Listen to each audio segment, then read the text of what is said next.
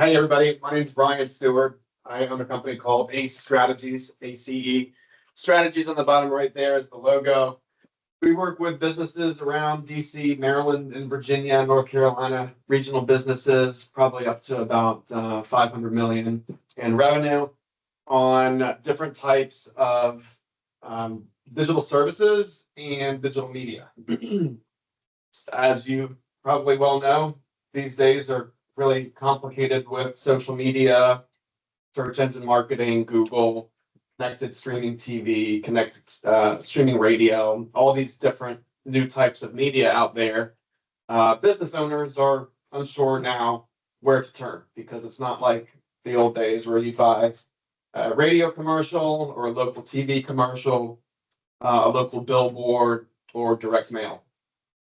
Those media are still available. They just don't work the way they used to in the early 2000s, 90s, and the 80s.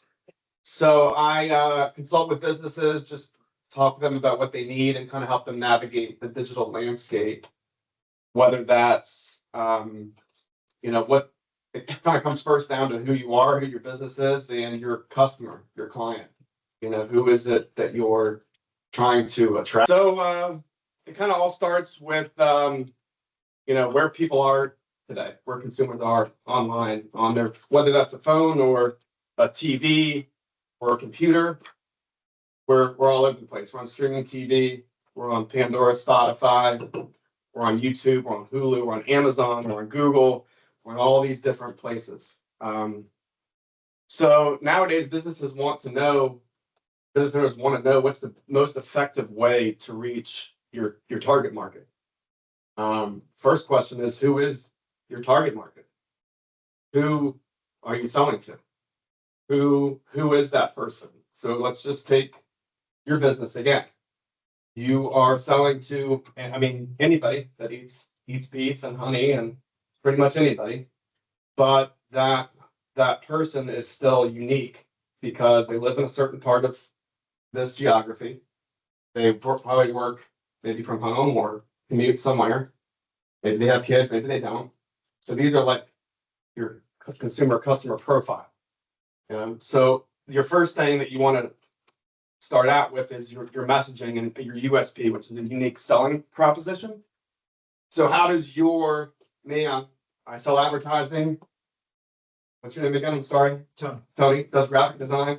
How does his graphic design differentiate his business from another graphic designer that does the exact same thing? The exact same product, exact same type of services. How do you differentiate yourself? So focusing on an aspect that makes you different from every other one of your competitors, or focusing on a core idea and using that core idea to build your entire brand upon that idea. Because you have the Geicos who have spokespeople, the get-go, you have and they're what is it, say 15 minutes or less, and you can say 15% or more on car insurance. So they kind of taken that whole idea of saving on car insurance and built the whole brand around. You just take 15 minutes, you can save 15% or more on car insurance. So that's kind of taking an idea, building a brand around it. So first off is setting yourself apart from your competition and clearly being able to explain what you do to your consumer or to your customer. Your 30-second sales pitch. Who are you in 30 seconds? You're on an elevator with a stranger and they ask what you do. What are you going to say? So that's kind of where it all starts. And branding, brand positioning is extremely important when it comes to reaching your ideal customer. So there are branding companies, there are branding agencies, there are people that can help you with this type of thing. Sometimes it can get very expensive, but I'd say that using AI, ChatGPT, there's plenty of different types of AI that you can use and plug in all of these features or aspects about your brand, and these AI engines will spit out all these ideas to you that you can take and run with. Now, I'm not saying take AI and copy it and put it on your website, because that's what it will get you in trouble. But using AI as a way to brainstorm or think of other ideas is a great way for a branding exercise. So that's kind of the first step, is figuring out who you are, what makes you different from everybody else that does exactly what you do.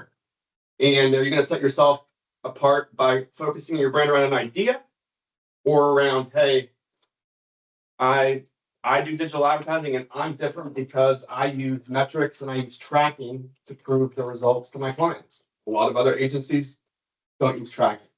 They don't track any of it. So that's kind of one of my unique selling propositions. So what is awareness and directional advertising? So awareness advertising is going to be radio, TV, billboards. What else? Streaming television.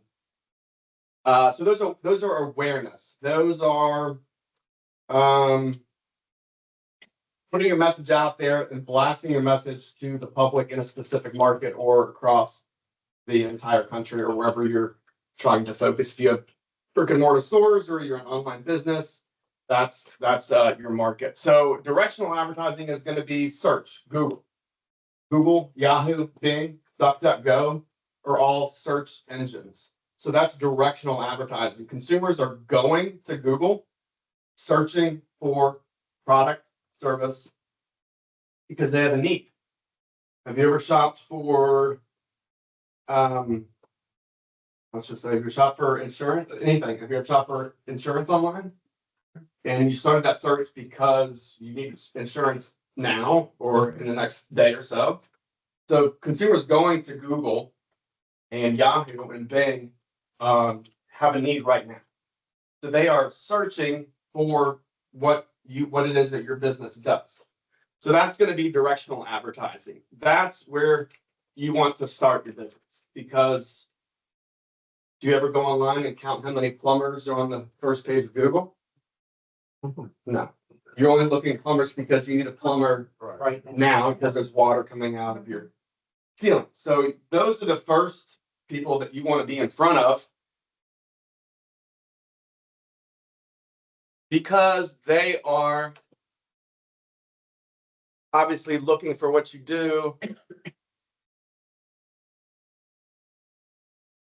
They're looking for what you do and they have a need now and today. So search. What is search? Search, again, is directional advertising on Google, Yahoo, and Bing.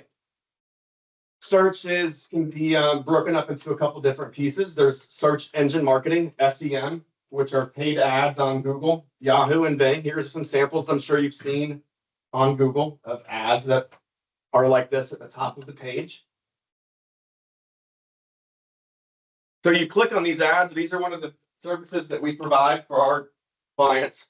And we run ads like this for attorneys, doctors, heating and air companies, you name it. And when a consumer sees that ad, like you, and then you click on that ad, you're going to go to that person's website.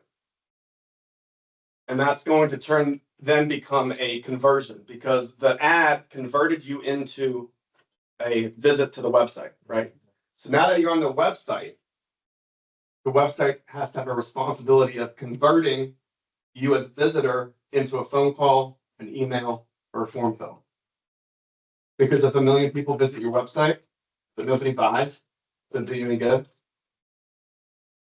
So having conversions, people coming to you from the internet, from Google, Yahoo, Bing, coming to your website, you want to get them to convert into a paying customer, or long-term paying customer, where they constantly repeat an order every single month. So we'll get into a little bit more about conversions and websites in a minute. Let me keep going with the presentation. So here's the anatomy of a SERP. Search engine result page is what SERP stands for. And for this example, I just used personal injury attorneys in Charlottesville, Virginia. So at the top, you have up here, these are called LSA ads, local service ads, where the pictures are. And below that, you have the traditional pay-per-click ads, where this Canella and O'Neill is. And then you have Google business listings, which is the Google map. And you typically have about 4 businesses here. And then down here is all organic. So organic Google populates these businesses based on about 300 signals. like content on the website, keywords on the website, geography, reviews, backlinks. There's 300 signals Google looks at to determine which website is going to be displayed at the top of the page. Because guess what this realty is worth? Eyes, millions of eyes. And it's just a numbers game. The more eyes you're in front of, the more people you're going to convert into customers. So to get here in the paid ads, you can do it yourself. If you are functional with Google Ads, you can work with an agency like me. It can get expensive if you don't know what you're doing, because Google is a billion-dollar company and they want to make more money. So they're not going to make things easy for you to get business using their platform. It takes a little bit of work and a little bit of knowledge. You can get ranked here in the Google business profile, which is what we'll talk about here in a minute, by simply having a Google business profile. And those are free. I'll talk to you about those in just a second. And you can get ranked in Google Maps by good reviews, by treating that like a social media channel, uploading pictures, posts full of keywords and geographies that you want to be found in. Same for organic. You're not going to be able to pull up here unless you're doing search engine optimization, which is optimizing your website to appear on the search engines and AI. So like if we use your example now, we go to Google and we search, let's search beef suppliers near me. Okay, so there you get the AI overview right here at the top. So Google's doing this for lots of searches now. The only way your business is going to appear in here is if you've done proper SEO on your full website and your entire website. So that's how you appear up here. So obviously we're seeing a couple Honeybrook Farms. You've heard of them. C Squared Meats, Anchor Mere Farm. All of that data came from other websites, and AI just took it and aggregated it to give us a short answer. Now, your website could have been processed, and that information could have come from your website if your website had some of that information on it. But this is a perfect example of search. Me, I'm looking for beef because I love beef, but I don't want to go to the supermarket and pay $60 for 2 filet mignons. I want to get a whole cow. So what I'm doing is I'm going to search. And if you're a business that does online sales, well, then you can use Google Shopping Network. If you just have a website and you do business from your website or from your location, then you're going to need to appear higher up on the page.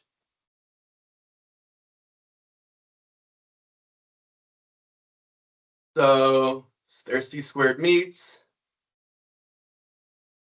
And for this one, I don't see any other. This is the only business listing I see. This is the Google business listing on the right, is for the C Squared Meats. Is it partly because it's not in our name? So obviously anybody doesn't know the name of your business. So that's the whole point of search, is if I have a service or a product that I want, but I don't know your name, well, I'm just going to Google used car dealer, personal injury attorney, Richmond, Virginia, Culpeper, Virginia, because I don't know the name of, I want beef. I don't know the name of your farm or your business. So what I'm going to do is search by keyword. So we can take another keyword. We can do local honey. Well, I was just wondering if it populated the C Squared Meats because meat was in its name. That's part of it. That's definitely a keyword. Let's try Honey. local honey. Local honey. Let's do near me. Okay, so there you go. Google Shopping Network, all these products right here. You can be on here if you want and sell locally through Google Shopping Network. Or you can have a business listing like this. And you can rank, you want to be here because obviously number one is the best, but number three is still on the first page. So this is called the 3-pack. You want to be in the 3-pack. And by the way you do that is with reviews, posts, pictures, short form video in the form of 15 seconds or less. Treat this as a social media channel. Say that one more time. Reviews. Reviews, posts to your profile. Okay. Like today we're having this extravaganza and pictures with it. So making constant post treating, it is a social media channel. That's people just don't optimize it or make posts to it. But it's hurting your chances of being found when people are searching for what you do. So Does, go ahead. does Google automatically I was just about to. create a business listing page for you? Because I have seen Yeah. some out there that says, do you own this business? No, so No. that's a lot of what I do. That's like an orphan page. So the business owner has Not orphaned it, claimed it or something. not claimed it, or they didn't know it existed. So that means it needs to be claimed and worked, means add updates to it, fill out the profile. Is that 3-pack based on an algorithm? Yes, so all these sections of Google work on their own algorithm. Okay. So the Google Maps, which you only see one section here, has its own algorithm. The Google Ads work on its own algorithm, and then organic works on its own algorithm. And so you can't game or trick Right. any of the algorithms. If you try to game their system, they're just going to blacklist you and take you off of there completely. So that's by getting fake reviews.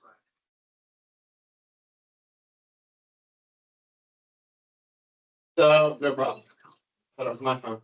So yes, don't try to game the system. You'll just lose. I don't know how to do that. Okay. People buy reviews, fake reviews. That's one thing. Copying content, like going to AI and then taking all the content AI writes and putting on your website. It's called duplicate content. That really hurts your chances of ever being found on Google. So there's way I could spend probably 2 days talking just about being on Google. I mean, this is very, very in depth. It's very intricate. What did you mean about the 15-second video? So one of the things you can add on your Google business profile are short form video. Short form video is going to be 15 seconds, 30-second video. Don't go posting a video that's an hour long on your Google business profile. It won't be watched and it's just taking up sucking space on your website. Don't post long video on your website. So going back to what you said, so in order to be in any of this kind of listing or in the 3-pack, you have to have your business posted with Google Business Listings. Is that right? Okay, well, it depends on what you're trying to do. If you just want to be found and you want to have a business online, a business listing, you just need a Google business listing like Marks and Harrison. We'll just go back to Google and use your. So Google business listing. So let me just use the example again. So peas and trees.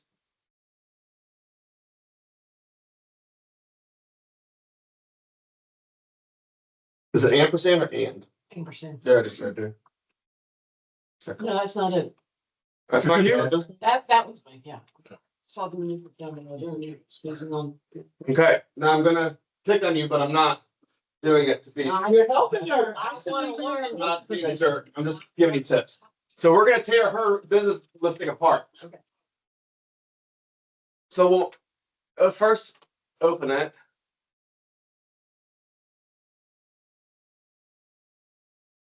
Get into it. The website? Well, that's the website. I'm trying to look at the reviews.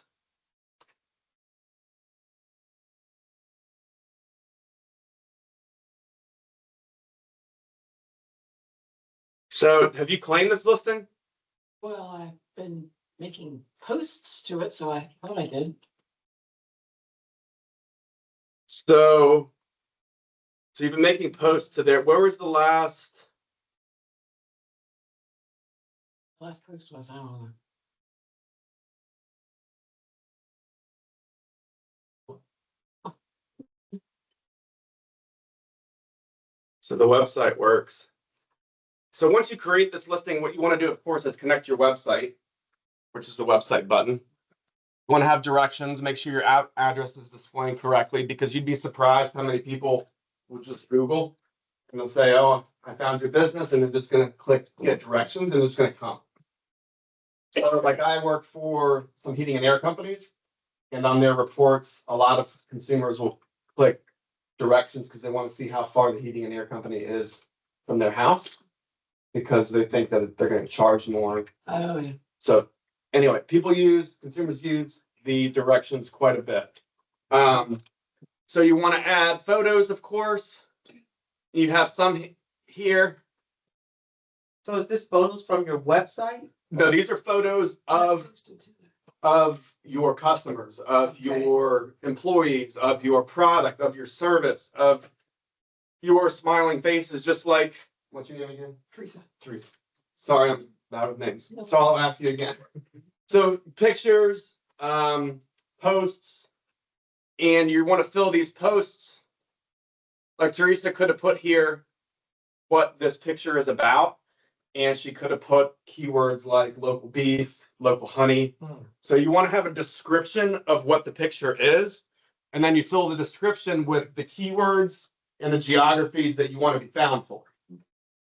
So if you're in Culpeper, of course, the geographies are going to be Culpeper, Madison County, I think it's nearby, all the nearby counties, because people may drive 30, 40 minutes, an hour away to come see. So you want to include all the local geographies in your post, but also post all the products and services, all the products that you carry. So beef, honey. Do you always want to keep these, like I see her picture she posted 2 years ago. Do you always want to keep these up to date? Fresh, correct. That's part of the problem is Google sees that you haven't done anything to your listing in 2 years. Is that the So, most current photo? um, Like that's a Christmas photo, so that wouldn't be a current one anyway. that was 2 Yes, years it's 2 ago. Are they in chronological? I don't think so. Okay. A year ago, so yeah, they're getting newer. Nope, that was 2 years ago. That one's. 3 years ago. Okay. So you want more posts and pictures and short video, 15-second video. Google's giving preference and priority to 15-second video Oh, wow. more than just still pictures. So of course you want to have your hours of operation. You want to work on your reviews. You do have 64, but when it comes to ranking higher on the maps, if there's other local beekeepers or farms that sell the exact same thing, they have more reviews than you, they're going to be higher on the page. What about those Google things you can see? You see them on Facebook. It's like $49 to buy this thing, and it's tied to I Yeah, guess. it's a QR code. So does it? So you take a QR code, you can get them made. There's lots of websites that'll make them for you. And the QR code, when you scan it, it links to your Google reviews. Does So it work? I mean, if you just have if they're not written reviews and they're just. what I do for when I'm helping my clients, I just tell my clients to go and get this link. So you click here, and I'll just do it for you. So you click here, and you just copy this link. Now I'm going to go to my email, and I'm going to write an invoice to one of your customers, and I'm going to put that link at the bottom of the email. And then you're going to put that link on the bottom of every single communication that you send out. Receipts, anything. Because you want more reviews. And if you make it easy, think about it. If I asked you today to leave me a review, probably not going to leave me a review because it takes work. But if I have it right here, I just say click right here, you're more likely to leave me a review because I made it easy for you. Consumers, think of yourself. We're lazy, we're tired. We don't want to do that stuff. We want to go get what we want, purchase what we want. We want to get in and get out. We don't want to be hassled with all. But as business owners, now you're seeing it from the other side of the table. So on my Square, when somebody buys online, Mm-hmm. they get a receipt from me. Mm-hmm. I could stick that on there. Yeah. Correct, but unless that receipt is clickable, Well, that would be a link. I could. yeah, if it's a digital receipt, you get if you print it out, Yeah. then they obviously can't click, No, but they can type it in. But they which receive it as an email, so they can click on it. So make sure it's a hyperlink. Yeah. It means it's a right. clickable link with a hyperlink to your Oh, I Google love business. this. So that's all you gotta do, like I did for you. I just went to your business, click that link, share. So you just find your business online. You can do the same thing. You can put it at the bottom of every single invoice, every single proposal, everything that you send to your clients, because reviews are what rank you on Google. So on a printed receipt, is a QR code a good way to just put at the bottom of your receipt or? what's the No, best- because I mean, you can do that, but if you're gonna have a QR code, you just take the QR code, print it on a piece of paper or a piece of plastic that stands up on your, and put the QR code right there for the customer, so they just scan it with their phone when they're at your register. That's the QR code method. Either way works. When somebody comments on a Mhm. posting that you do, that doesn't go in as any kind of a review, that's just a comment. Just a comment. So while you do want reviews, you don't want every single review to be 5 stars, perfect, because think about it. You go to a business and you guys travel a lot, eat a lot of restaurants. If you see something with all 5-star reviews, you're like, eh. Yeah, little suspect. 4.8 is mine. Yeah, so it's not bad to have a few bad or okay or not so great reviews, because it's reality. We're not, nobody's perfect. And that all comes back to what I meant to say originally, is authenticity. You have to be authentic. Consumers, people connect with stories and emotion. So if you're putting up AI bullshit on your website or using shortcuts, you're just hurting your own brand. So if you just have a website, right, you don't have your physical store yet, it's not good to set up a Google review until you get your. No, you still want a Google business profile. If you're planning to have, there's 2 ways to have, like I have a Google business listing, but I work out of my home in my clients' offices, so I don't have a physical location. Okay. So I have what's called a service area. So my business listing is a service area. I don't have a physical address. Okay, And just like FYI, Google will not let co-working spaces work as or PO boxes for a Google business profile. You have to have a physical address. and I heard now you gotta upload a picture of your physical. Yes, so Google will address make to you prove verify. that They'll you- go, and so they'll have a meeting with you that makes you verify that you're actually there. Yeah, that's what I heard. There, it's no joke. They took it away. Any questions so far?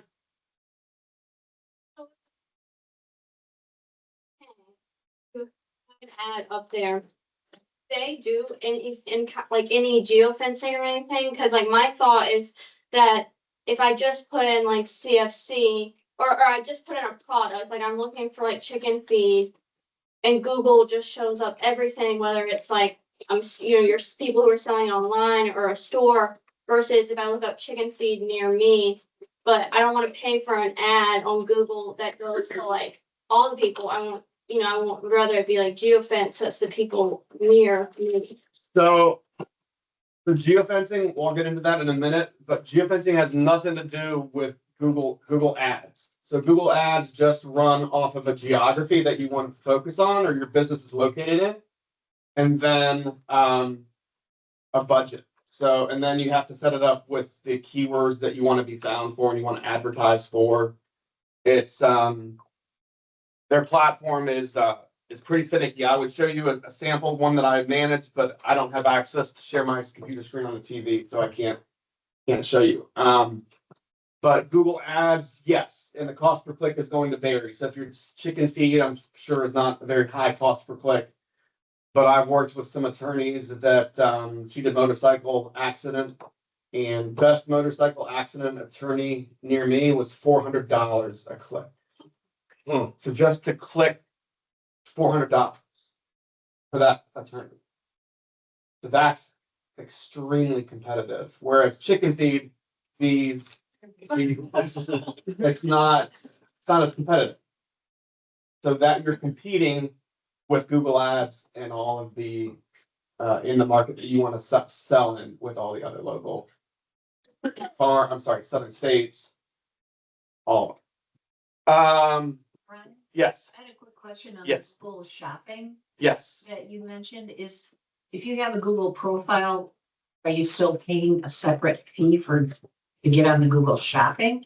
So Google Shopping Network is, it's been a while since I've individually advertised products. on Google Shopping, but yes, it's its own algorithm. And yes, it's not, it's a separate platform from their traditional advertising platform. You can go to, where is it?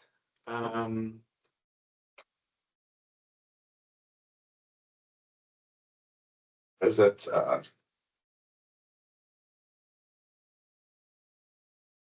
Google Keyword Planner?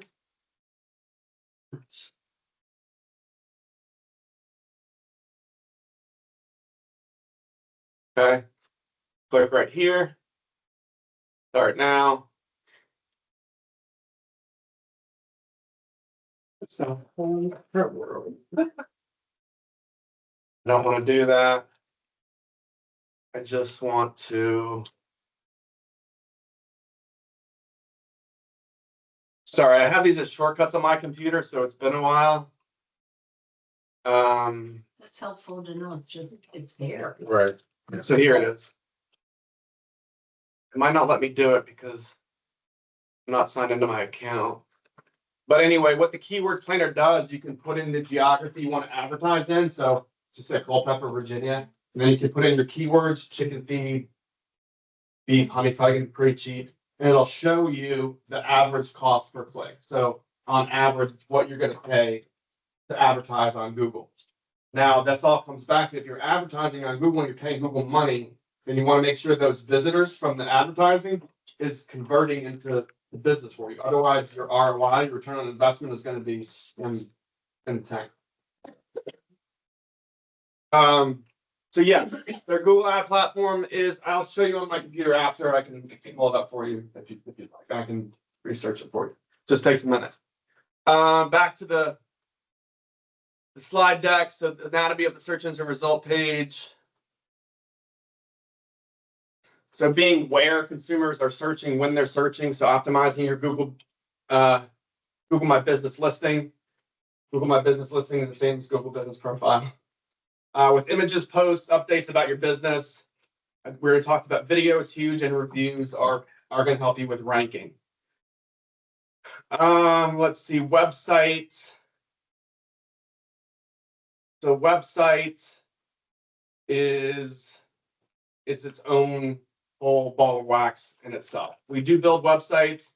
I'd say whoever's building your website, whoever you're working with, you want to design it so that it's converting visitors. So you have a calls to action, that your phone number is at the top of the page, that you have a sticky header. It's probably easier to show you than to try to explain it. Let's see. Plumbers.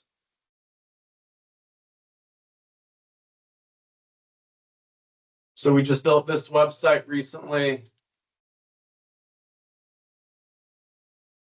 So we named the URL, the name of the website, Plumbers, Richmond, Virginia, because when somebody's looking for a plumber, guess what they're going to say? Search Plumbers, Richmond, Virginia. So that's the website the website address for his website. But this is called a sticky header, this thing at the top. So if I scroll, it doesn't move. Sticky. The phone number is always there. Contact us button is always there. These buttons can be click to call. But there's calls to action all throughout the website, directing the customer on what we want them to do, which is call.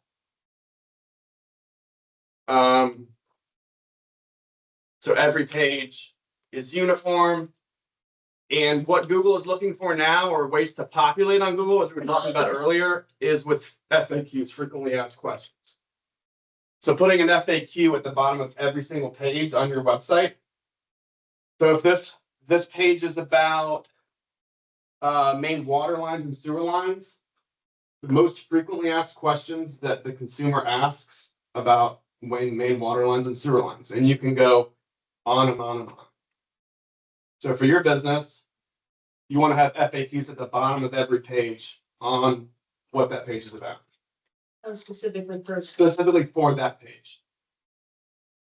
You want to have a sticky header.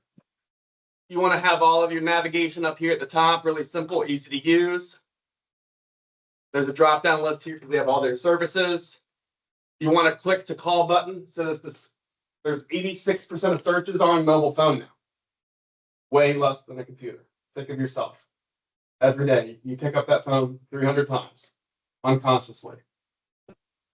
And that's how you're searching. So your website needs to be mobile formatted with buttons that are easy to have your content.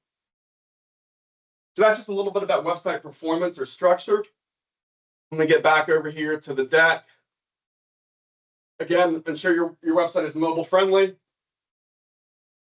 And don't forget to get listed on Yahoo, Bing. You can easily do that the same as Google. You just go to Bing profiles and you can copy your Google business profile right over to Yahoo and Bing. Yahoo and Bing are what use ChatGPT. So making sure you have a profile, a business listing on Bing and Yahoo are essential as well. Any questions so far? Creating a search engine optimization if you are not, I don't know, a trained professional such as yourself, like you're designing your own Okay. website, how would you go about So finding the what it's first going to come down to is keyword research. So when you're building your website, this is kind of all goes back to the beginning, early stages. So when you're building your website, you want to do what's called keyword research. I use a tool called Ahrefs. It's Ahrefs. I can not remember to write it. Ahrefs.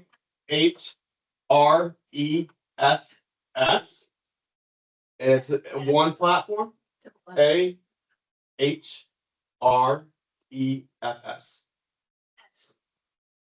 You You say can- S or F in the end? Okay, yes. S. Oh, S. Yeah. I think it's. Fs. All right. R.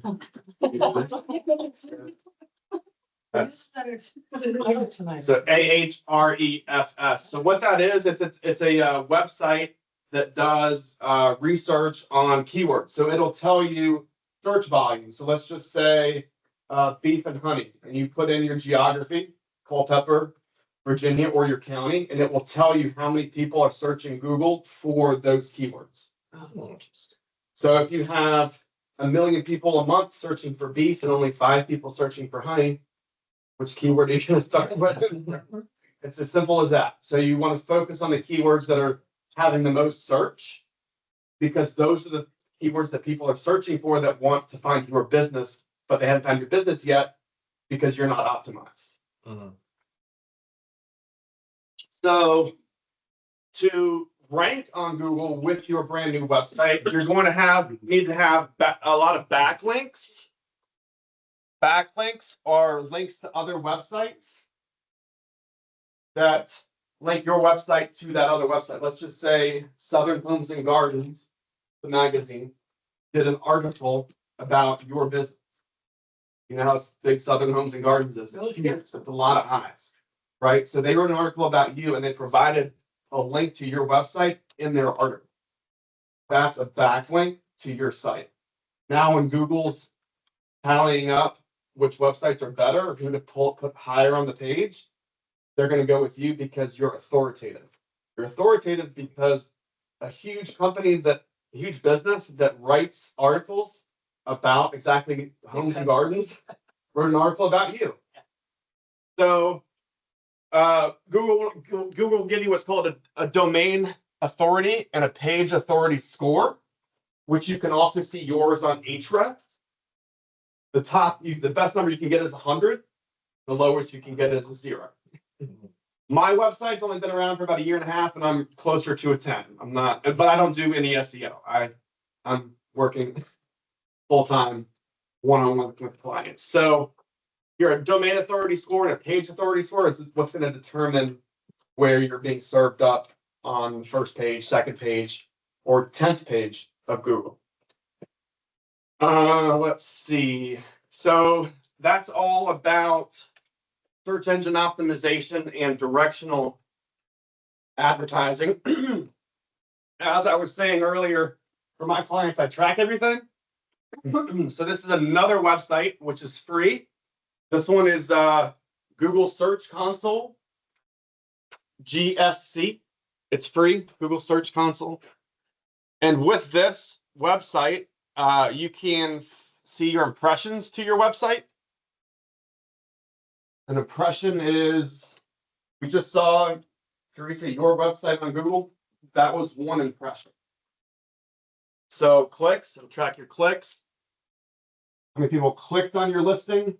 So that'll show you traffic, which is the clicks. It'll show you click-through ratio. Page positioning, which is here. That means this client of mine was on average the number 42 position in organic. So if we go back to Google,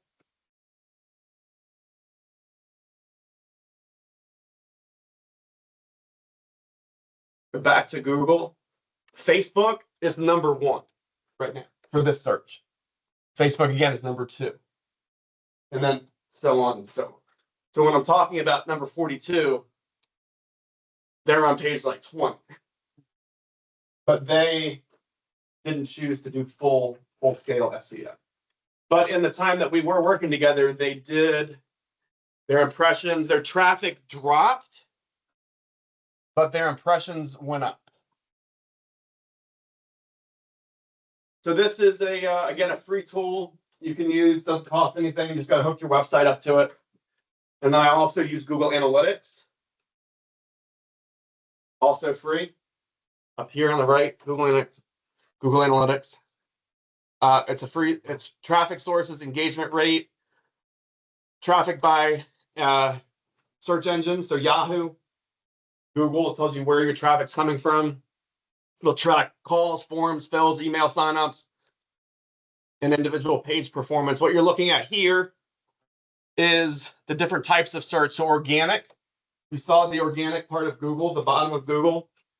For this client, it brought in 28,000 sessions in the period of a year.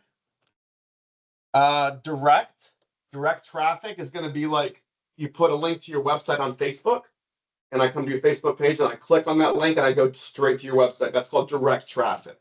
For many of you today, know the name of my company, so you're probably going to go to Google and search my company. That will be direct traffic to my website because you already know my name. So for you, if we don't know your name, you can't get direct traffic. So you can break down and see your traffic sources. You can see organic social. That's going to be like Facebook, Instagram, and then paid search will be like ads on Google. You can break it down with these tools to see where your website traffic is coming from and which pages on your website are performing the best. If you're selling honey and beef online and you're getting a lot of people saying, hey, Teresa, how much is a half a cow? Hey, how much is it? You know, they're getting a lot of form fills, then that page is doing well for your business. So how do you link these analytics to your website? So it takes a little bit of time. It's not terribly difficult. It is just a matter of working with Google's dashboard here and working with your website. You're going to need back-end website access. So you're going to need access to your cPanel and your basically like the panel on the website to make changes, like administrative access, to be able to hook these to this platform and Google Analytics to your website. But then once you do, it will start collecting data on your website. And if you hook it up now, it'll probably be able to look back about 2 months. But if you don't, then you can't see where your website is going because you can't see where you've been. If that makes sense. Yeah, but doesn't a lot of, I mean, if I got a GoDaddy website, don't they track a lot of these analytics though? No. So GoDaddy websites. Oh, I'll just use that as an example, Yes. but yeah. So the best type of website you can build is called a WordPress website. Is Scott? Tony, sorry. The best kind of website you can build on, or for at least us, because we perform search engine optimization. WordPress websites, you can access the coding, the back end of the website. So if you go to, where is Therese? Here we go. We go to her website and then we right click and we hit view page source. There's all Teresa's code. This is where I go to do all search engine optimization. I don't play in anything you can see on the page. It's all done in your coding. And this code is, you can probably find out what kind of website you have, but what is it? Weebly? Okay. Google's websites, which are very inexpensive or free, and GoDaddy's websites, which are, I believe, free. No offense if you have one, but you cannot manipulate the code to optimize the website. Okay. Same with Shopify, is a little bit more freedom. Getting better. They're not fully there yet. But WordPress is so far the only one where the code is fully manipulatable, where you can perform search engine optimization. Is Weebly? No, I don't believe so. No. So you can't manipulate that. So this is with SEO, a lot of the work is done in the code. And like who's the big one? Wix? Wix. Like Wix will not. They've just started allowing webmasters and developers to access their code. Their code on the back end of their website is proprietary to their business, and that's why they won't let the user manipulate it. So to be 100% manipulate it yourself, you need a WordPress website, and you can Google all this information I'm telling you, and find somebody that builds WordPress websites. I'm happy to talk to you. Sure, Vinny can talk to you. But again, it comes back to what you're trying to do. If you're selling products online, then you want a Shopify website because you're doing, that's e-commerce. You do want local people to come to your business and find you and do business with you, but most of your business and sales comes from online. So online SEO and e-commerce SEO is different from local business SEO. Okay. So there is your website code, and to do that, you just click on the website and then you right click and you hit view, right click, view page source. Let's see, go back here. Back here.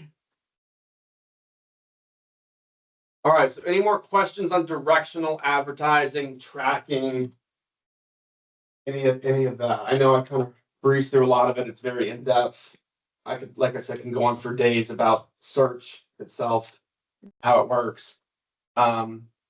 So if you do like your client that's number 42 in the search, if I'm going through and looking at my business or organization's website and I see that kind of listing, would you say that, and I'm not trying to sell services here, but would you want to engage somebody that can help you with SEO at that point, or is it easy to fix? It depends what you're trying to do.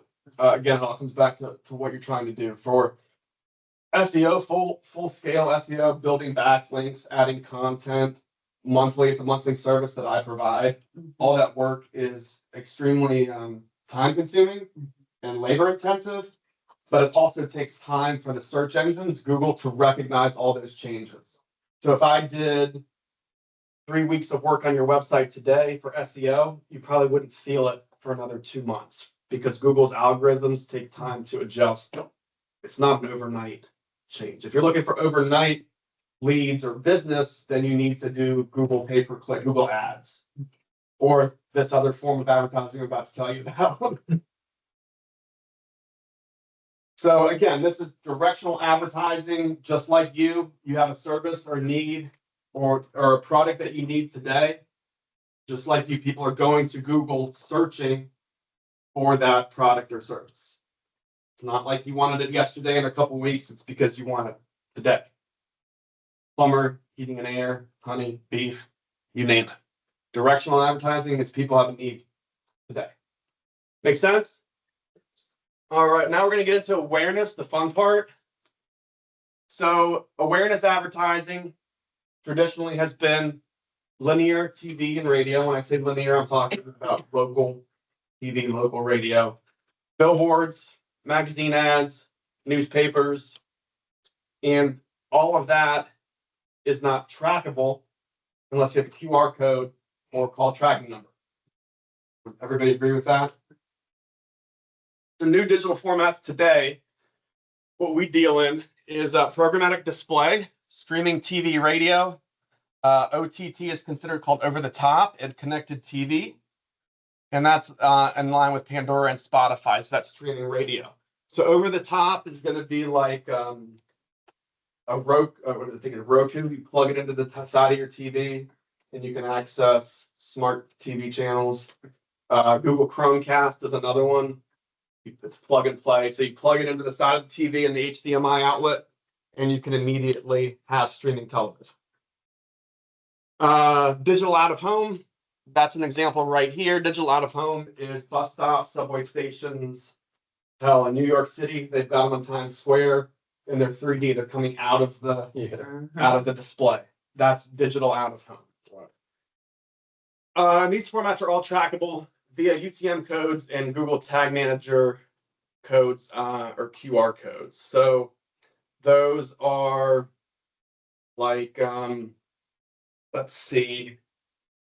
So when I was talking about Google Analytics and I was showing the direct traffic and all the different traffic sources, well, if you add tags on the back of an ad like this, we can tag people that see your ad and interact with your ad and engage with your ad.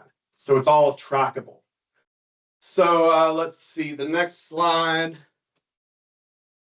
This is an example of programmatic display. So this is a politician we ran ads for a few years ago, Alexis Rogers. So she gave us a list of about 1 million Democratic voters in the Richmond area. And she gave us, I think they were the addresses, and then she gave us the email address. She gave us 2 pieces of data. We were able to data match and combine 3 pieces of data. So we have the address, phone number, and email address of these Democratic voters in the Richmond market.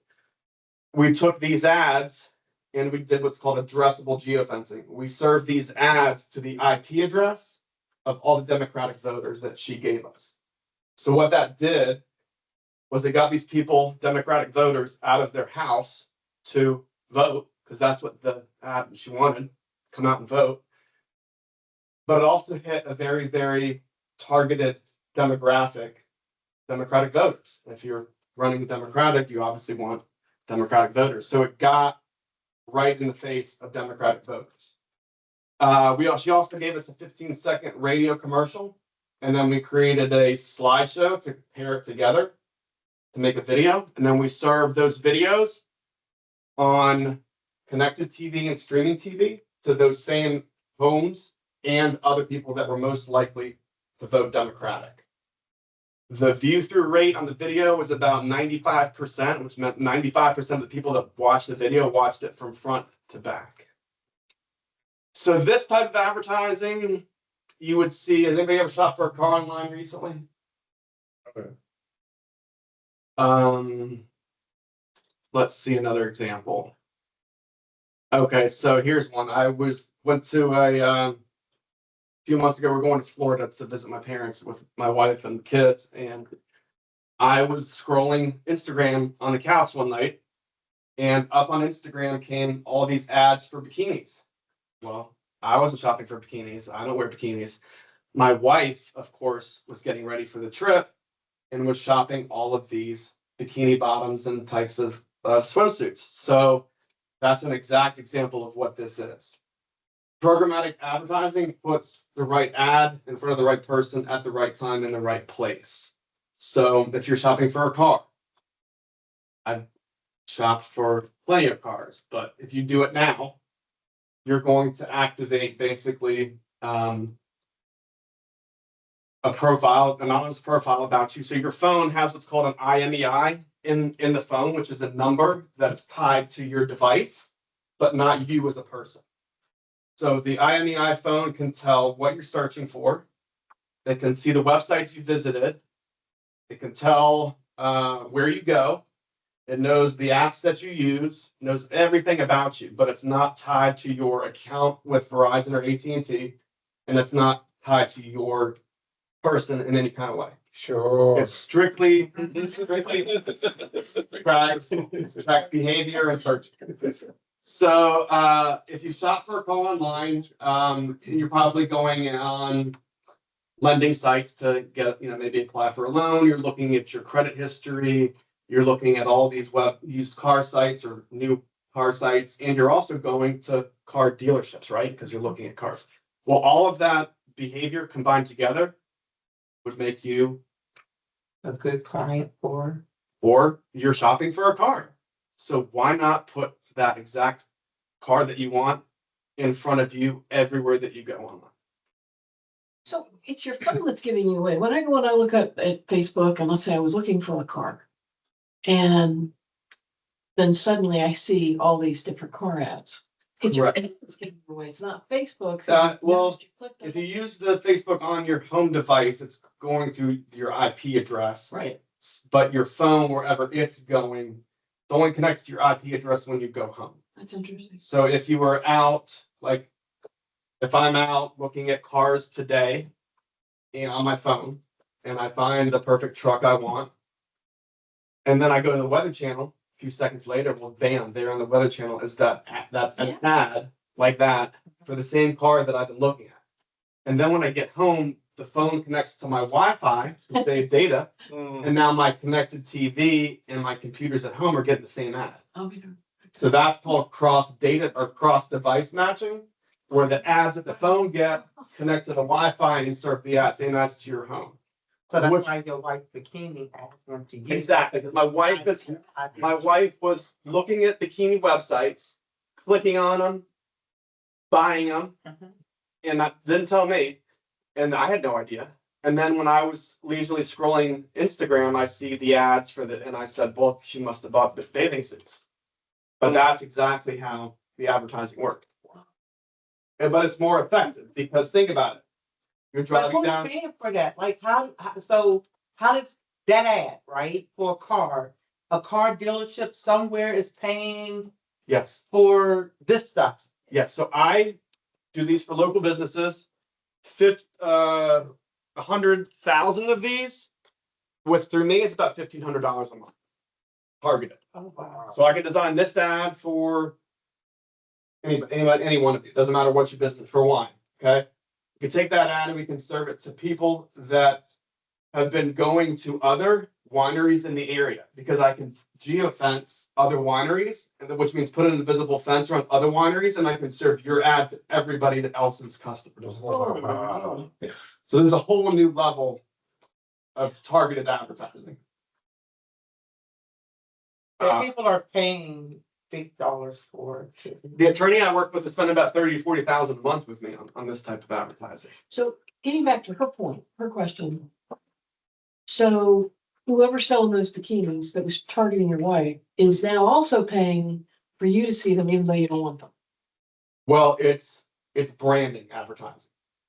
Branding is and awareness is blasting a message out.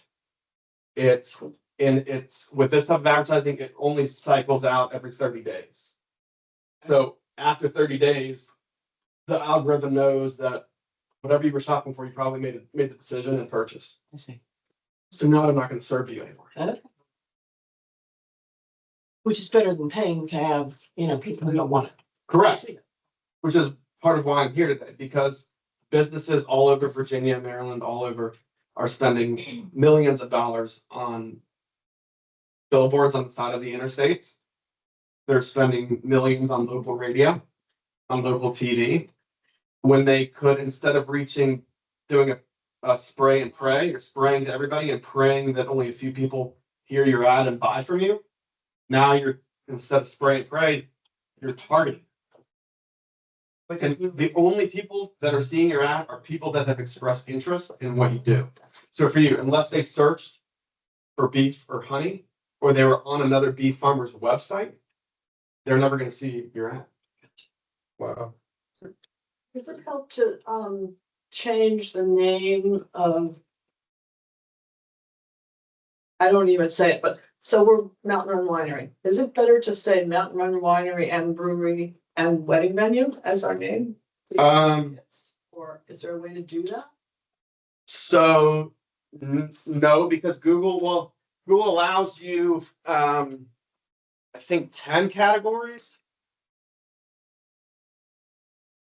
Let's see.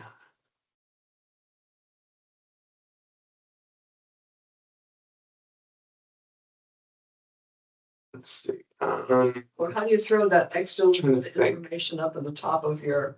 So there is a, Could she say bees on trees farm with beef? no. So you want to, your business name on Google, you want it to be your business name. If you have an LLC, you want it to be the name of your LLC.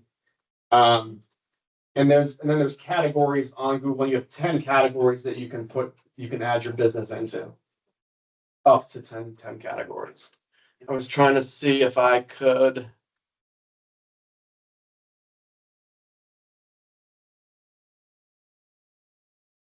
Google Ad, no. No.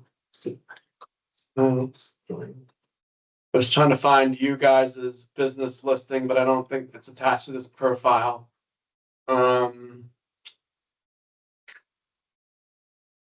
Yeah, so there, I'd have to like open up a business profile and I don't know why. Let me see if.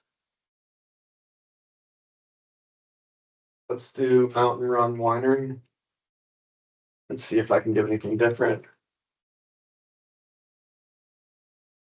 You got it. Good job on the reviews. Good job with these buttons here. Good job with the admission.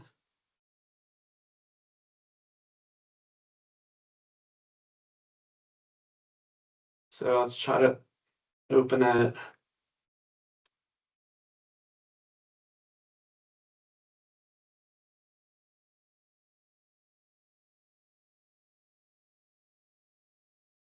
That's the right website, right? Yes, winery.com should be. So the point of this exercise right here is to fill out the business listing, and I'm not able to edit this, it's because they own it. But to fill out the business listing as robust as possible. Yeah. With all the services that you provide, with online ordering, with everything you can do to make it as easy as possible for the consumer to get in touch with and do business with your company. What are we missing up there? I really can't read it. So I was trying to find your categories.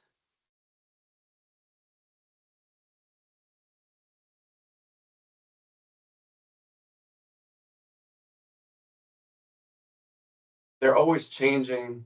Google's always changing stuff around so it's never the same. Click buttons back up to there. They just really want us coming back to the platform all the time, right? Basically. Trying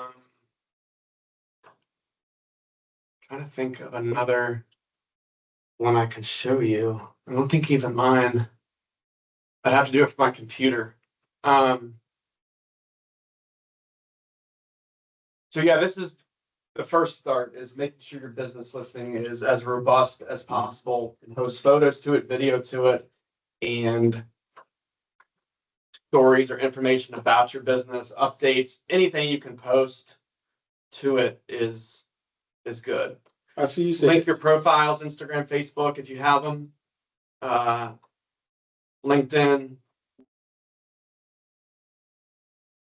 you said they had 250 reviews and you said that was good. Is there Yeah. a certain number of reviews that you should at least have? No. Okay. But ranking, when it comes to ranking against other businesses like you, the reviews are a big player. Okay. Huge player. Where is it? So in your case, what I would do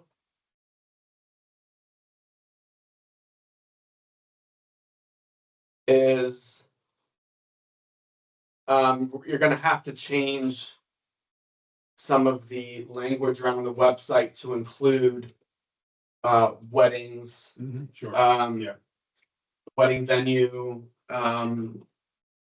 you guys you're not a brewery, you just serve beer? No, we Are are. you, Yeah, okay. Yeah. So there are ways to, well, first is to update the website to have all of that on there. Yeah. And I'm not sure that it's not, because I know that there are multiple pages and I know it's just been redone. He's not finding it. so well, you have, this is good. So you have weddings here. So you need beer, brewery in here somewhere. You have wine, of course, which is great. You're a vineyard.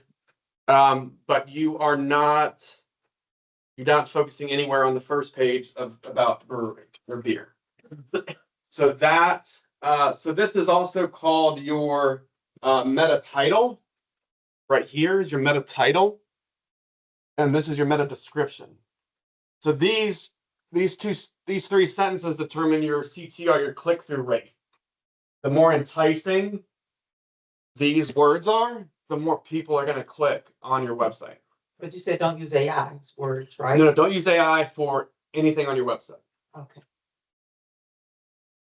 That will just get you in trouble. I know it seems like a shortcut and it's fast, and it is, but Google will penalize you. Okay. So AI, it's AI. is LLM, language learning models, or what AI is. So they're trained on millions of websites, millions of different data points across the internet. There also have been cases recently with AI models that were trained by some men that were very, let's just call them sexist. And the people that were using that language learning model were getting these descriptions and answers to questions they were asking that were skewed like a male was answering them. So it depends who made the LLM and who trained it it's like where does the AI get the knowledge from?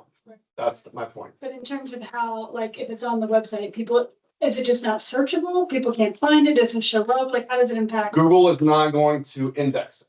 And it's not gonna index those pages, and it's not gonna therefore rank it. So index, because Google recognizes it as duplicated content from some other source on the internet. So Google has indexed trillions and trillions of pages in its archives. And its robots, within a matter of seconds, can see that your content is very, very similar to this content over here on other websites. Now you can take AI content and edit the hell out of it and get ideas out of it and make your own, version of what you're trying to do. But copying word for word AI content is just going to hurt you. Promise. So now, Ryan, speaking on the website, I noticed on your card you have your first name at your website. Great. Why not Gmail? Why not Yahoo? So, that's my business, because if somebody, part of branding is you want to have, it's more credible, Okay. because if somebody doesn't want to do business with a person that has a Gmail address, Right. that's why. Okay. The name of your email address needs to be your name or support or help at yourbusiness.com. Okay. You can buy a domain name. Like, Yeah. it'll still be Gmail, but it's like whatever your business name or something. Yeah, no, Gmail. Yeah, you can use Gmail, but you still have to You set. don't Right. say at Gmail. Yeah, you have to set up your emails through your Exactly. URL. Okay, this is covering a little bit. So that is the end of that deck. This other deck over here goes really in depth on programmatic display ads, over the top television and connected TV advertising and all of that stuff. I'm not going to go through it slide by slide, but there's a good bit of information in here. We're talking about targeting capabilities, behavioral. You can target by app detection, content engagement. So like I said, if a consumer is looking at other local sites that sell beef, they're probably looking to buy beef, so you can serve your ad to them. So there's a lot of different ways to target by behavior. You can target by demographics, children in the household. You can target Black, Spanish, Latino, white, are really the only demographics you can, think you can do Korean and Chinese as well. We do a lot of attorneys that want to appeal to the Latino market. So we take their ad and just spin it into Spanish, and we can serve it just, if your phone is set to Spanish, you're automatically gonna get my clients in. You can target by race, you can target by children in the household. You can target by geography, you can geofence. So you can geofence other vineyards and serve your ads to everybody that goes to the vineyards in your area, so they can also know about you. You can target by textual, mobile specific. You can do retargeting, which means that if they went to your website and they left, then you can serve them an ad because they visited your website. So there's all sorts of targeting techniques. This is the display ad, just static, like the Alexis Rogers campaign. It's just a static ad, it doesn't move. High impact. So this is a high impact strategy would be static ads, but in the form of mobile interstitials, mobile scrollers. So if you've been reading the news on a news website and there's ads at the bottom, some of them are relatable, some of them are way out there. That would be like a high impact. So we can touch your consumer on pretty much any media, anything they're looking at, apps, websites, streaming TV, Pandora, Spotify.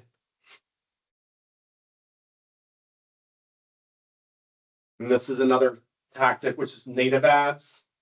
Those are going to be the ones you see at the bottom of the news article. And they're typically on a carousel like this. Well, not at the bottom, but in between. Or in Yeah, between. a lot of those. Mm-hmm. But think about it.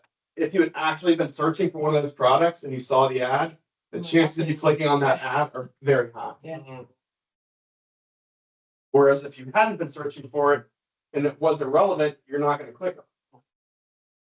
Online video. So we do these videos like I did for Alexis Rogers. It can get a little expensive. It's more about $10,000 for 100,000 video ads per month. But these are targeted the same way. And connected TV. So connected TV is going to be like you go to Home Depot, or sorry, Best Buy these days, and you can buy TV and it already has everything loaded on it. That's a connected TV. Or the other option is the plug and play. Google Chromecast, Roku. So this type of advertising, it doesn't matter where the consumer is. It's going to target a person or a family or a group of people on anything that they're watching. Podcasts, we can target podcasts. So if you say, hey, I want to get in front of coffee connoisseurs, you can strictly run coffee ads on podcasts to people that are listening to podcasts that involve coffee.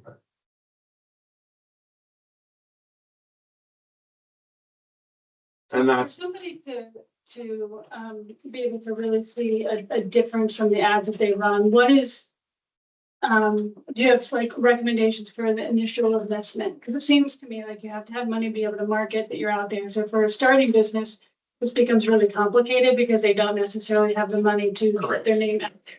correct. So I'm just curious. So back to free advertising. Directional is where you're going to have to start. So getting a Google business profile, filling it out completely, all your categories that you serve, your hours of operation, linking your website to it, adding your social profiles to that business listing, and then posting on your Google business listing regularly with the keywords. So a post could, what are you doing? It's the painting retreats. Painting retreats. So this is it men, women, just women? Okay. And why? Why would I, if I were a woman, why would I want to come? To be able to trust yourself more and go through a creative journey that helps you get in touch with yourself. Okay. So, we're trying to appeal to, Or I can say it differently, going through life transitions, women who are like 40 or higher or up, and they're going through major life transitions that have caused their kind of identity to be shocked a little bit. So they're trying to figure out how to trust themselves. So a post for you could be, hey, these are some images last week at our retreat. No names, of course, no pictures of your clients' faces, just maybe some of their body or the setting, that you're in, the mountains, the outside for images, or a short video. And then the post could say, this is what we did. These are the activities that took place. These are the reasons why the women came, and those reasons why are your keywords. And then we're located nestled in the bottom of the Appalachian Mountain. I'm sorry, what is it? Skyline Drive. And so what I'm getting at is geographical modifiers. Skyline Drive, Culpeper, Madison County, all of those are geographic modifiers. You're going to have to put those in all of your posts because people in Washington, D.C., as great as you might be, they're probably not going to drive 2 hours to come down here. So you want to appeal to people that are coming here for another purpose, or you're a destination business where people are coming from far away just to do business with you. So including geographic modifiers are going to help your Google business listing populate higher in this area. And then getting on Yahoo and Bing and filling out the same profile. If you have a profile on Google, you can just copy it over to Yahoo and Bing, and they will automatically pick up everything from Google. You need a citation manager. So citation manager is like,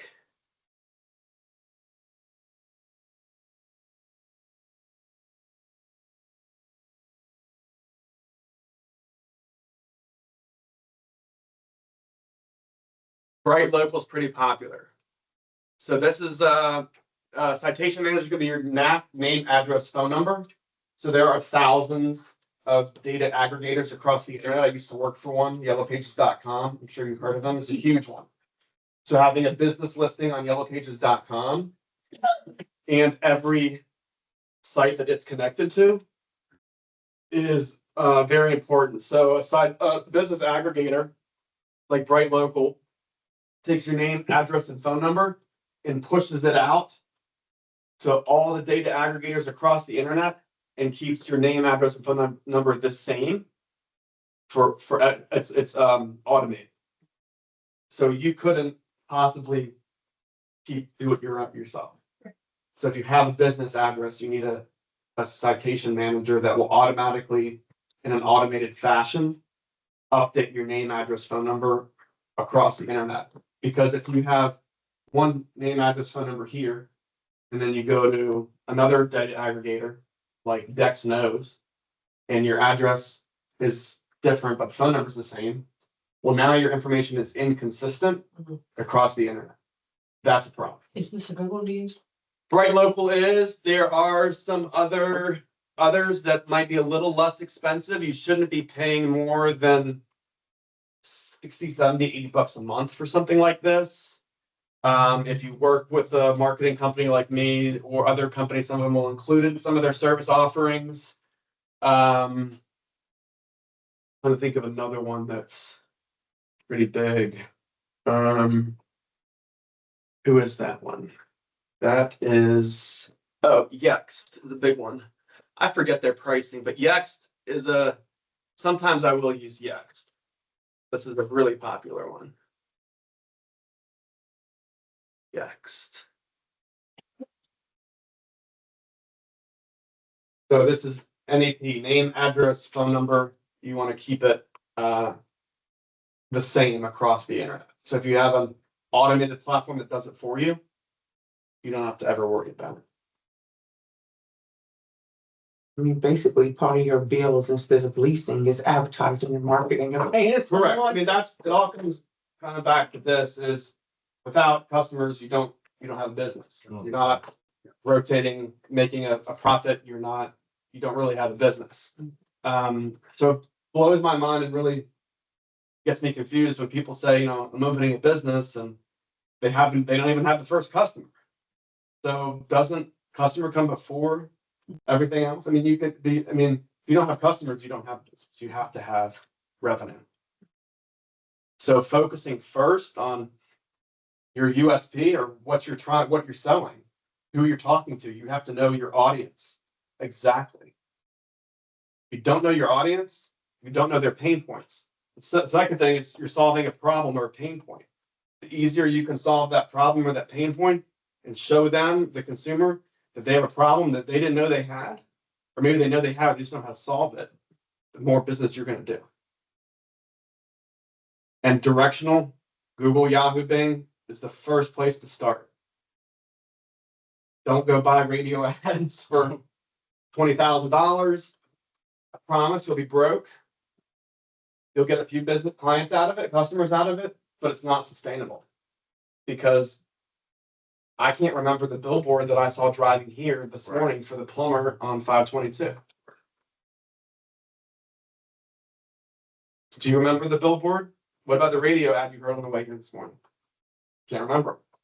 But when you have a need, heating and air, food, you're on your phone searching.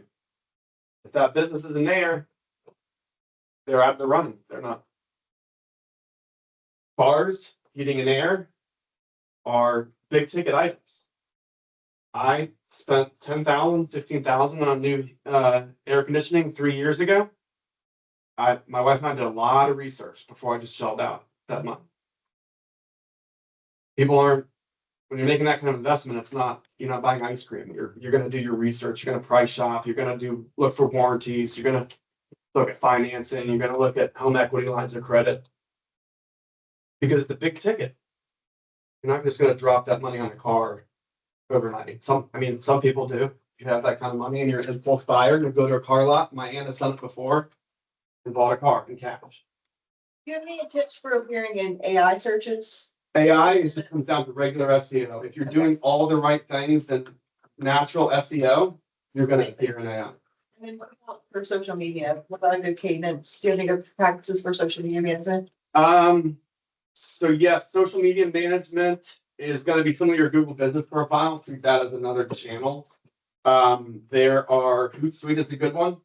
Hootsuite will post across multiple platforms for you. You can schedule posts, you can make the posts and then schedule them to post on their own in the future. So you're not making a post on Instagram, making a post on Facebook, making the same one on it does it automatically for you. But the cadence should be, again, geography. It should be stories or what's happening. Okay. And those stories should be filled with your product or service and the geography that you serve. And try to post as much as possible. I would say, 2-3 times a week. I mean, if you have a lot of events, different events, you have weddings, you have people coming for beer, you have people coming for wine, you have all these different events, then you have a ton of content to post about. All on the same day too. Yeah, all in the same day. Whereas some people don't know what to write about. They have trouble thinking of ideas. It takes creativity. I use DeepSeek, it's a Chinese AI model. It's pretty good. I use ChatGPT. DeepSeek. Yeah, why do you use that? Just because of some of the experience I've had with it. I like some of the data That's that. where I hear that's the first choice of people. So. Yeah, it depends. I mean, there's a lot of AI machines. It depends on what you want to use it for. Like Midjourney does photographs, so it does some really high-end, nice photographs. There are AI machines that will write you a website. There are AI machines that will do all sorts of any kind of task you can think of. What Google is looking for is authenticity and originality. And think about it. If everybody just copied each other on the internet and everybody used the same AI, then we'd all be coming back to the same information. So think about it. Why would Google give priority to something like that if they wouldn't? Didn't you just say there was an AI that can create the website? There are. So you can forget the one I was watching. There's a commercial, I think, for it. And you put in all these commands and prompts on what you want the website to do, what you want it to be for, and it puts the whole website together for you. Now it's pulled the text on the page is AI written. So, So you have to go in and change it all, or you have to completely rewrite the content. So it's like you put crap in, you get crap out. So you have to use AI as, again, more of an idea builder. So I have a question. What if you wrote, like I wrote what I wanted on my website and then I put it in AI and it made it much more fancier than I would have said it? Is that, it was my writing from the beginning, but AI just like made it better. Is that bad? Yeah, Right? I would not do that. The only way I would use AI straight from the source, like copy and paste it, Mhm. is with newsletters. If you're doing email marketing, Okay. I don't care I'm not gonna know if you send me a newsletter that's AI written. or Uh, Facebook posts, Facebook posts, some of them they Okay. can be, seen people can because see. it'll say, make it funny or make it business or make it, something like that. But those are the only cases I would use the exact verbatim. It won't hurt you. It won't hurt you. Okay. On the website, I would focus on frequently asked questions. Take this guy's website. You can use this as a template. But at the bottom of the page, you want all of your socials linked. You want all of your products and services, your navigation, and a little bit about your company. You want a sticky header at the top with your name, address, phone number in the top, right here, this bar. You want FAQs on each page for what the page is about. So if this page is about drain cleaning, all of the FAQs at the bottom are going to be about drain. But if I'm selling stuff, like how do you? What are you selling? Christian products like Bibles and devotionals and things like that. Okay, on the page for Bibles, what are the most frequently asked questions people give you before they buy a Bible? Different kinds, sizes. Yeah, what it is. Yeah. Okay. For you, what kind of cows do you have? What kind of meat is it? Do I have to buy a whole cow? Do I have to buy half a cow? What's the difference between grass raised? Exactly. You can get tons of ideas from AI. Okay. Just don't use what they write. You can also, let's see. I think I can do it from this computer.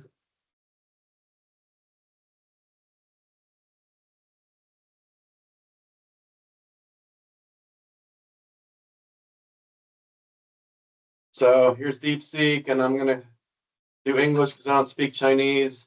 And I'll hit start now. And then I'll go over here and I'll go to home page and I'll cut and paste.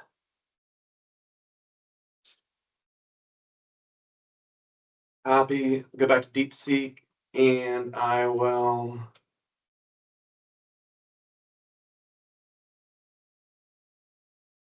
I just want to use it. Maybe it won't let me unless I sign up. They kill me verifying.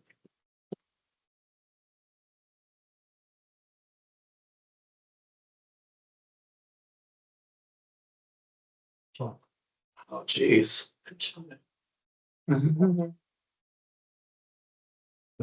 You're 5 years old. They're not gonna. I don't know. Yeah. You just said you were 5 years old. You gotta go back to 19. Yeah, you gotta go. 19. Gotta go way back. Here for the 19. So. You gotta go for the 19. 19, there you go. Year before I graduated. Now you can. Okay, so write me a newsletter about for this website, and then I'll go paste, and I'll paste my client's website right there about the importance of drain cleaning. And now DeepSeek will give me a whole newsletter based on the website that I gave DeepSeek. Mm, And what I do is I'll go and cut and paste all of this into a Word document. And then I'll go to town editing it. mm. Okay. I would avoid emojis. Yes, they know that. That's a dead giveaway. You can sing it here. But it's as simple as copy and paste it into Word. And now I have a newsletter about the business I work with that I wrote in a minute. And now I just go and I edit it and I refine it and I make it personalized and I hit send and it's done. You can do it with ChatGPT, but if I did this and put it on my website, it's gonna be a big problem. Mm. So that's all I have today. Thank you.